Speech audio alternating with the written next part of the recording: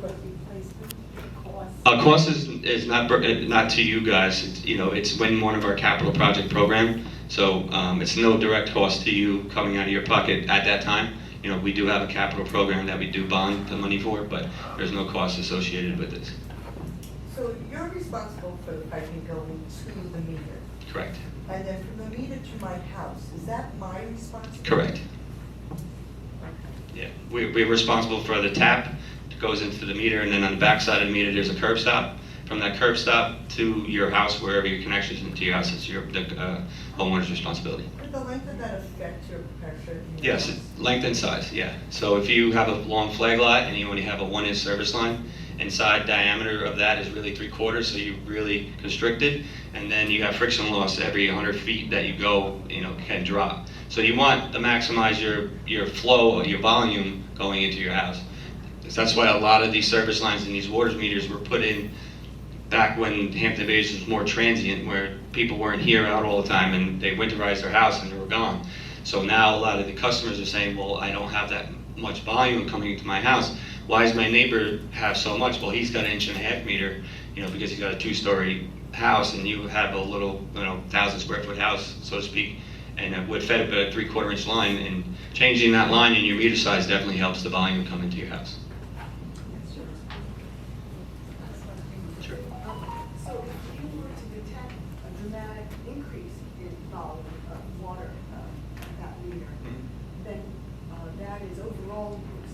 How do you then diagnose, well, what would be the source of that? Is it that every candidate, every pipe, running throughout your house over the line? So we have a couple things that happens when we determine that you had high usage, from previous year or previous read. So we'll contact almost immediately. We'll leave a door hanger, an email, or a phone call right away, letting you know, hey, listen, my thing is telling me you use 20,000 cubic feet of water, which is a lot of water, in gallons. I think it's like 140,000 gallons or something like that.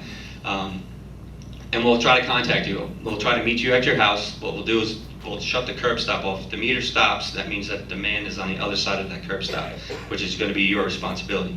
But we'll work with you. We'll say, all right, go downstairs, shut your main valve off in your house. So we'll determine if it's from the main valve to the curb stop, if it's underground. But if it's not, then it's somewhere in your house. It could be a toilet tank, it could be an autofill in your pool. There's so many different variables.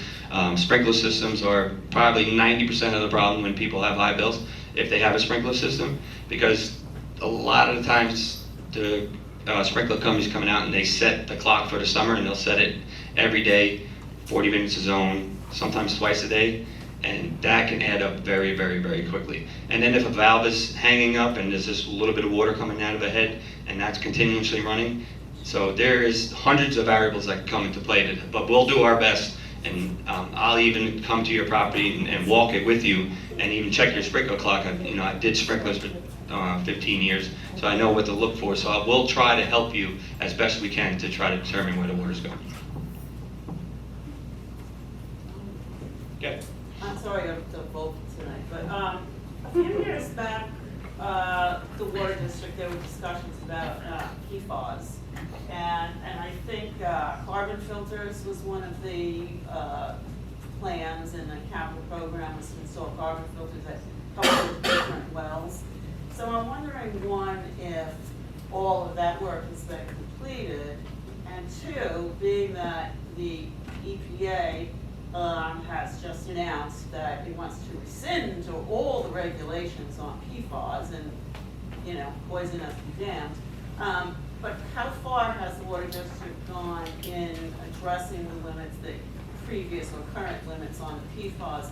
And what would you do? Would you continue that route if the EPA reduces the limits or eliminates the regulations? Or it might be premature that you haven't even discussed it, I don't know. No, so I get your question. Yeah, it could change tomorrow. We don't know how it's going to change, Right. but we're moving forward to remove this because it's been determined that it's Right. bad. It's not Right. supposed to be found. It's not naturally occurring in water, right? Exactly, So right. in 2018, we installed the first carbon filtration system at the main plant. That was when we had detections, and overnight, the EPA lowered the detection limit. It was at 200, then it immediately dropped it to 70. And at that time, the 70, we were above that 70. So we Right. had to put the filtration there. So that's current, up and running, and that is fully removing the PFAS and PFOA out of the water. Now, what you brought up about future projects is Plant 3 has small detections of PFAS and PFOA below the legal limit, the MCL that is current, which is a 10. Now, the plan is, we don't know how far the plan is going to go, but the plan is to drop that to a 4. That is already being enforced by the EPA. The state has adopted it, and now the local is going to be adopting it by 2027, 2028. That will be the new MCL, the 4 parts.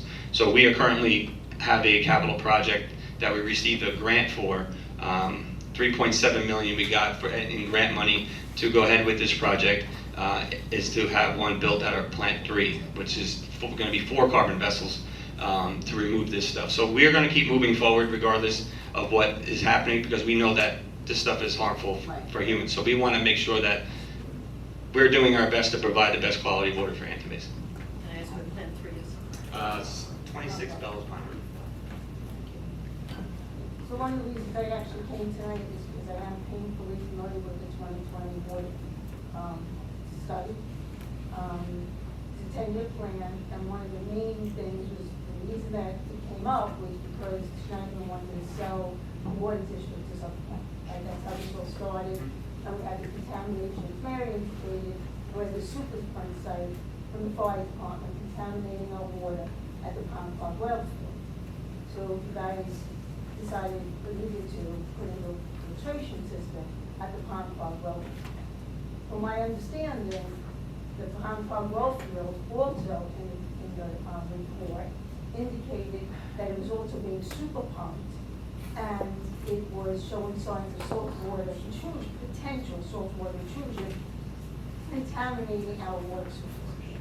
So in those days, and there's big interplay between the fire department and the water district. I believe you're commissioner of the fire department, correct? Yes. Okay.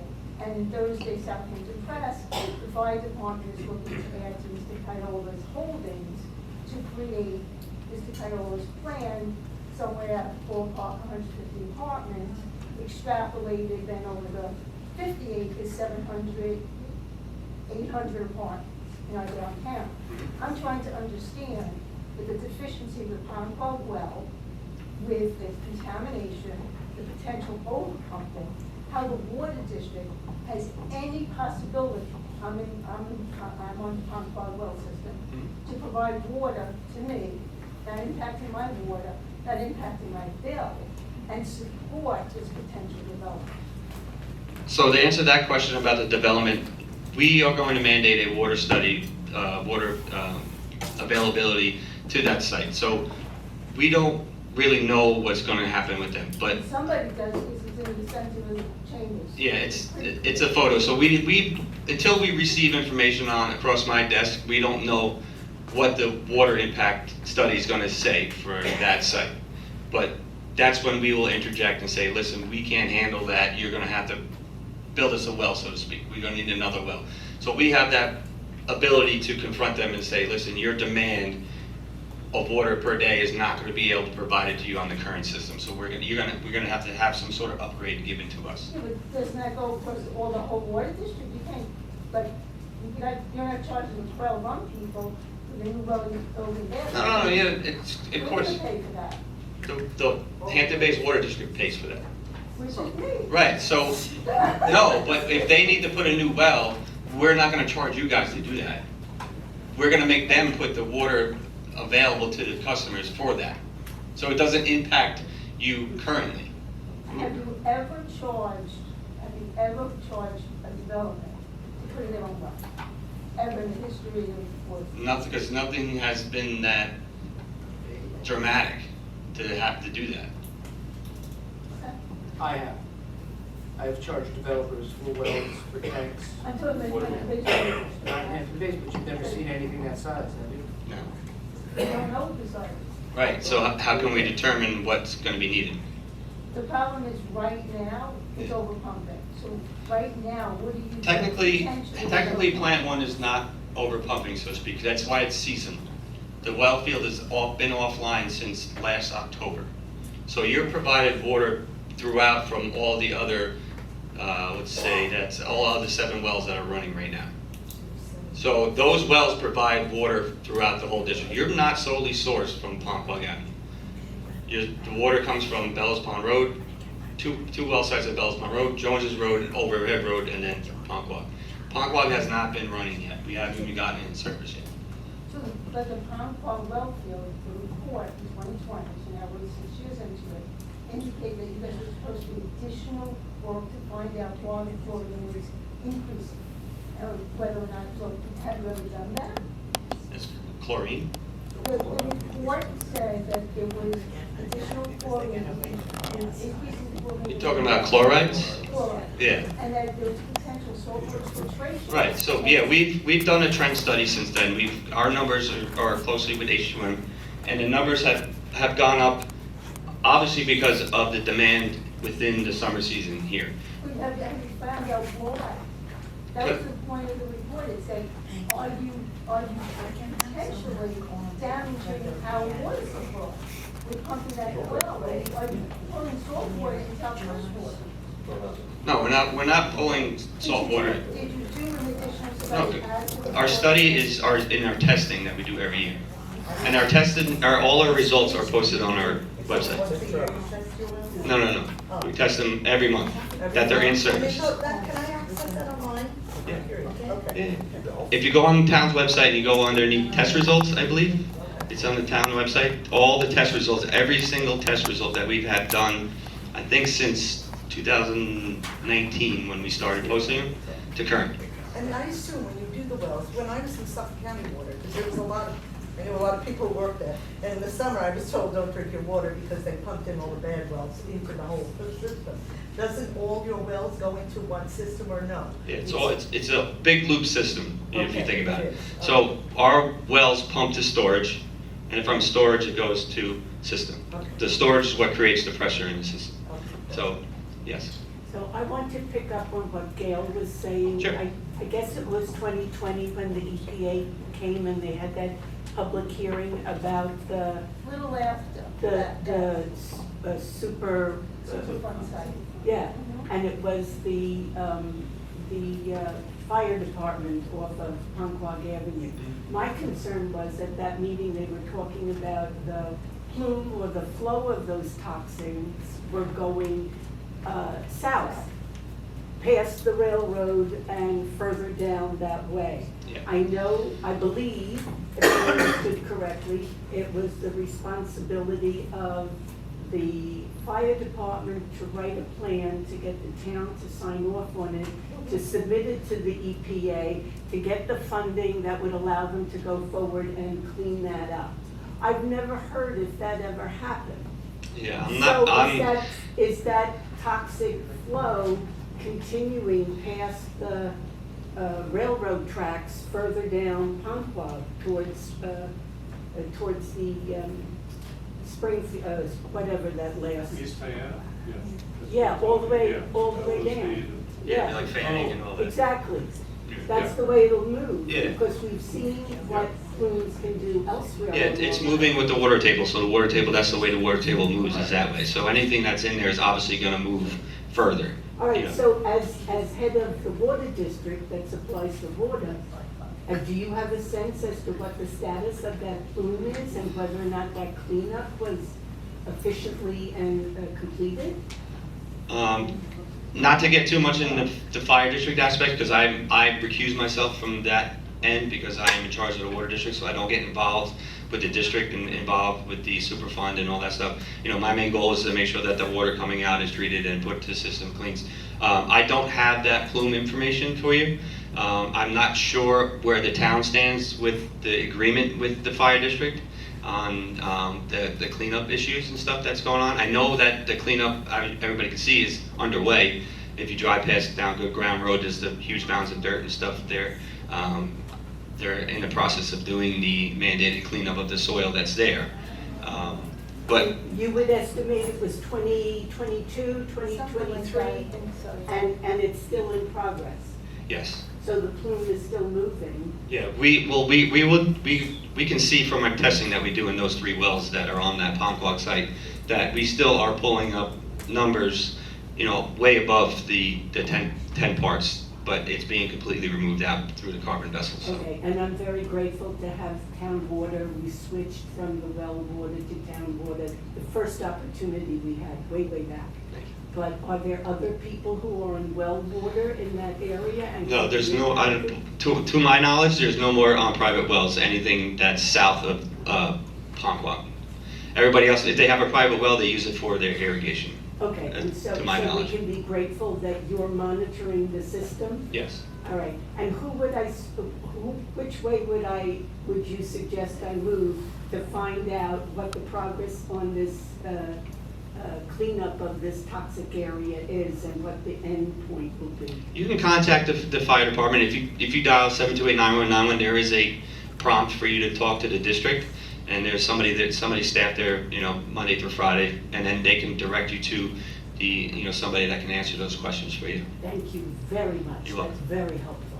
Yeah, I just want to, I don't want to skip over you, but I want to make sure I answered everything that you had asked. I just want to make sure I missed. Like I said, right now, there's a vote, that we could vote whether we want the fire department to sell 84 West Montauk Highway to Mr. Kiola to increase, ownership contiguous, who built his property on June 16th.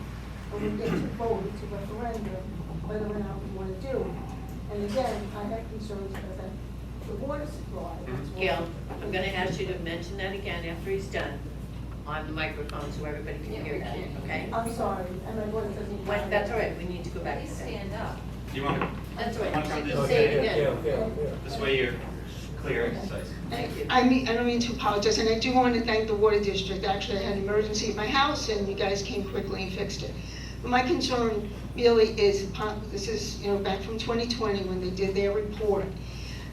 It failed a lot of the tests. It failed the fire department test, where they couldn't supply water. It failed the EPA test, the Suffolk County codes. It failed a lot of tests. So it was one of the things that I used in the lawsuit. They weren't able to provide the water to the development. So here we are, 6 years later, and one of the main concerns is the Palmquag field that would supply the downtown, even though it's integrated. So this was in the Southampton Press in very small print. I'm legally blind, but I don't know how anybody can read this. That the fire department is selling, and there's a lot of integration between the fire department and the water department, plan on selling the pieces of property to Mr. Kiola to continue his ownership of the property, make it more contiguous, so he could build his downtown project. And we all get to vote. And it's Tuesday, June 16th, is that June 16th, if you could read in that little piece of paper, at the fire department. We could vote for it. If you're for this, you could vote for it. If you're against it, we get to vote against it. Can you describe which piece of property? So it's 84 West Montauk Highway. It's the property across from the fire department. Is So that where they like the Christmas tree? that's right. So what happened, here's Mr. Kiola's holdings in red. Hold on, and we do have papers in the back that you can take. There's a home couple that of the Marion Marion, has. I have them in my hand. There's like 3 or 4 I can hand out. I sent this to Marion earlier. So this was Kitty Merrill, when Kitty Merrill was our reporter. She had put this together. And I sent it to Marion today.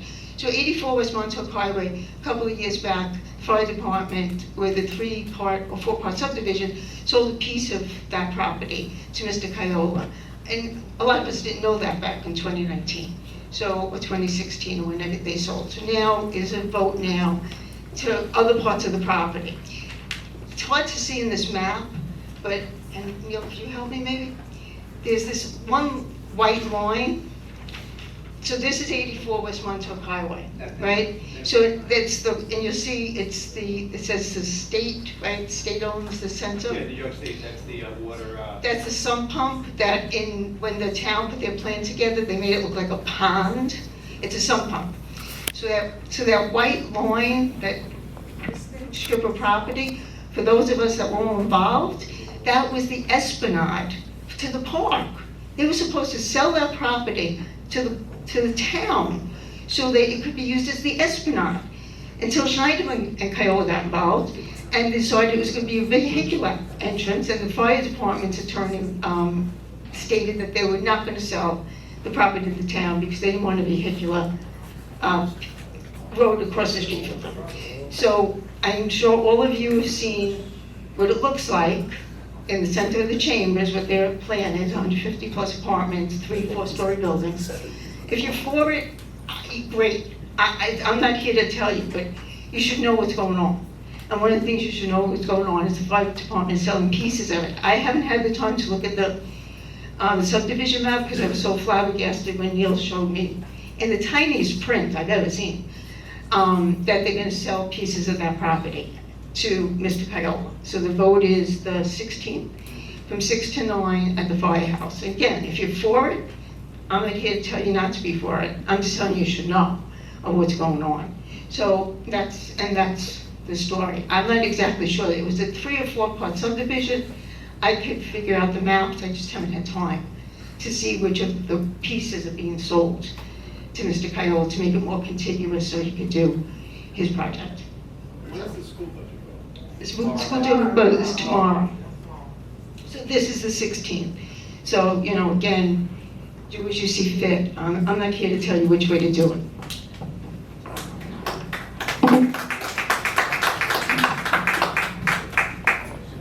So just to touch on that about the impact to the water district that may or may not have.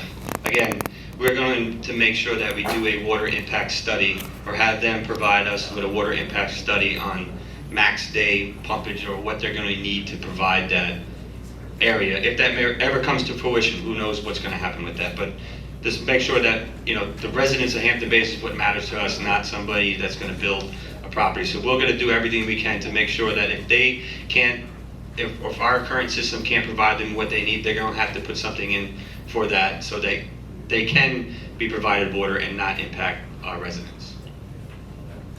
The question in that the Pine Barrens itself seems to be losing a lot of pine trees because of these beetles.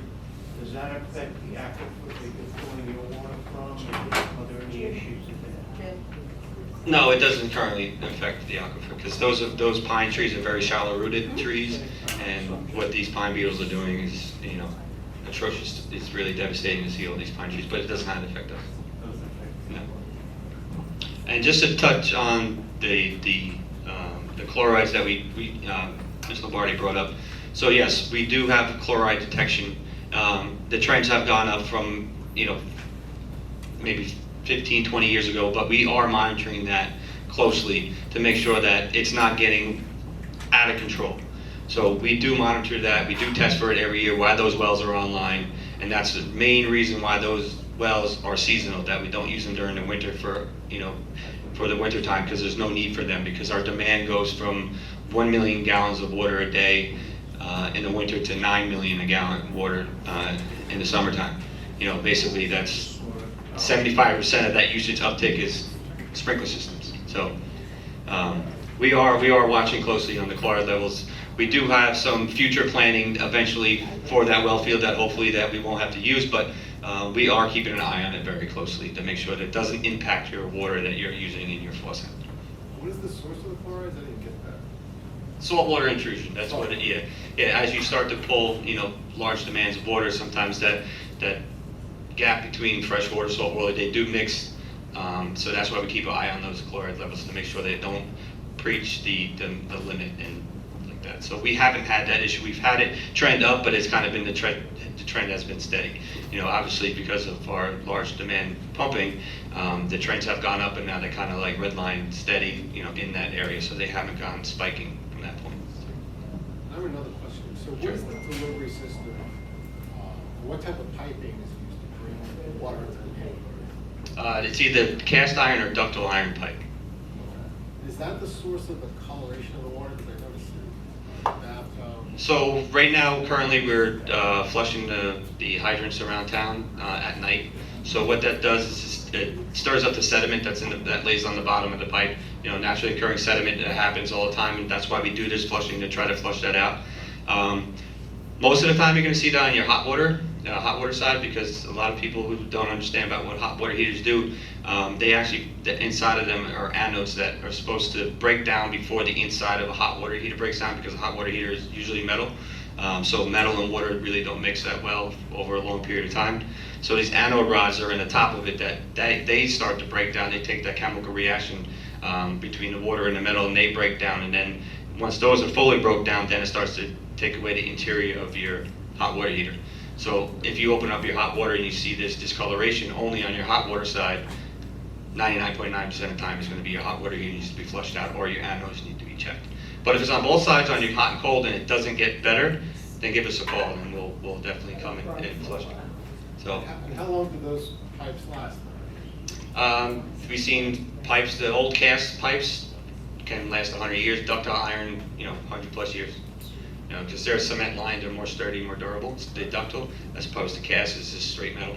But yeah, as long as there's no major disturbance in the ground, what's going to cause stress on those pipes, they should last a long, long time. I have a strange question. Yeah, sure. My house was built in the 70s, Yeah. and there was a well there. Okay. When I bought the house, all the pipes were disengaged, and there was a cap down in the crawl space. What would it entail, or is it a good idea to redo that well for landscaping? Is it So possible it's to turn that back into landscaping? It all depends on the condition of the well and how long it's been sitting. And you said it was in the 70s, and it could be 30 years. You might be able to energize that well and you have perfect water, or you might energize that well and the motor on the bottom seized up. It doesn't really, it's cost effective for you because your water bill, your rates, we do have a tiered rate system, so the more you use in a certain bracket, you're gonna get charged more, because we try to, that's more for the water conservation end of it.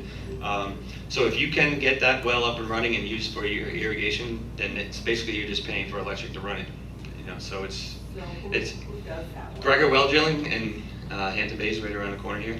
If you give him a call and you say you have an old well, he'll come, he'll pull the well, pull the piping out, inspect the motor and everything. Might be more cost effective in the long run for you. Thank you. Yeah, I have a well, and it keeps things down. The only thing I found, the water has got iron in it, so it turns my white bird red. Yeah, usually wells are Clean it, but I use it for they're more shallow, so they're more into that iron part of the well, because they usually just go down until they all taste test to make sure there's no salt water, and then it's they're in iron. So shallow wells like that do carry iron. That's the only downside. Is the Suffolk County Department of Health at play here? I mean, when I was working, we had Article 12 and Article 7 areas where we couldn't bury tanks and all that stuff. But they were the overseer on all the stuff, and the spills and everything else, because they were the agent of the New York State DEC. Mm-hmm. So thinking of, the potential water access, Pine Barrens, those are Article 7 areas. As far as development, I mean, I see development over by the transfer station that might be in an Article 7 area. So I don't know where the exceptions are, but is there plans to access Pine Barrens water in terms of future well drilling? So it's not out of the picture, but currently we are doing a test well between Washington Heights and Quail Run. So Okay, yeah. in that area, that's a Right, town-owned that's 30-acre yeah. lot that Yeah. because the property around here is getting eaten up, so this is probably now going on 5 years since we started this process with that piece of property. We actually are currently doing a test well there as we speak to see if that water is viable enough for us to provide another well for the system. So, yeah, if there is a piece of property that we can access and that the Board of Health and the DEC will allow us to do so, we're going to take any advantage that we can, because in our master plan, we're in dire need of another well within the next 2 years. So we're on track to that, hopefully, if this water comes back clean, which, all sources say that it should, but the test results will determine that for us. And hopefully a quick, non-technical question. Our drinking water has a very strong odor of chlorine. That's harmful, and that's not the fluoride we're talking about. No, so chlorine is mandated by the Board of Health to be in all drinking water. So what that could mean is that there's not enough in your area, whether you live on a dead end, or so a lot of times on the dead ends, if you're closer to that dead end, a lot of that water gets pushed to the end, and that's why you're smelling it. But if it's not harmful to you, Not harmful. no, if you